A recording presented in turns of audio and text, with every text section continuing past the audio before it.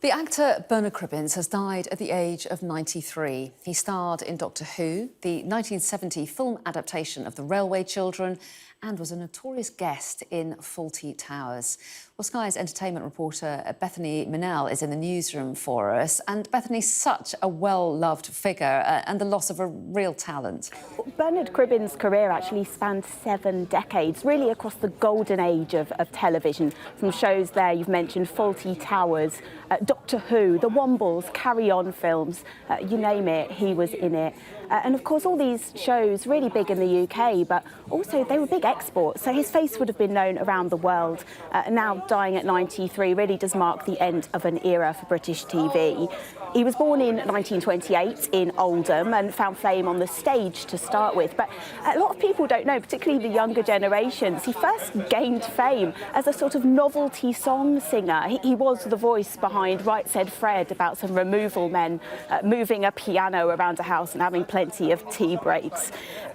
We also have to say that few actors spanned the generations quite like he did. So as news breaks of his death, I think in many households, people, parents, children, grandchildren will all be recognising different bits of his work.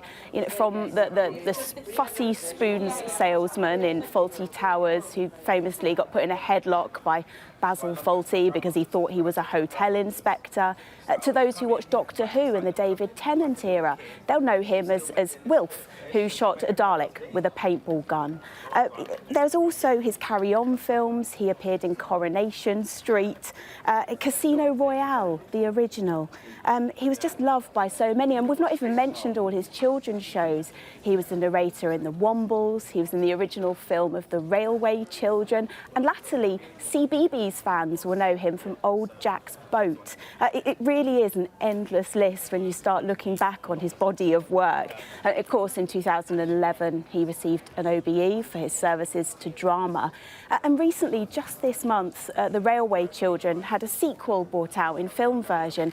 And while he didn't actually appear in it, there were many nods to his character, and many of the actors in interviews talked about him, which is a real testament to the impact of his career.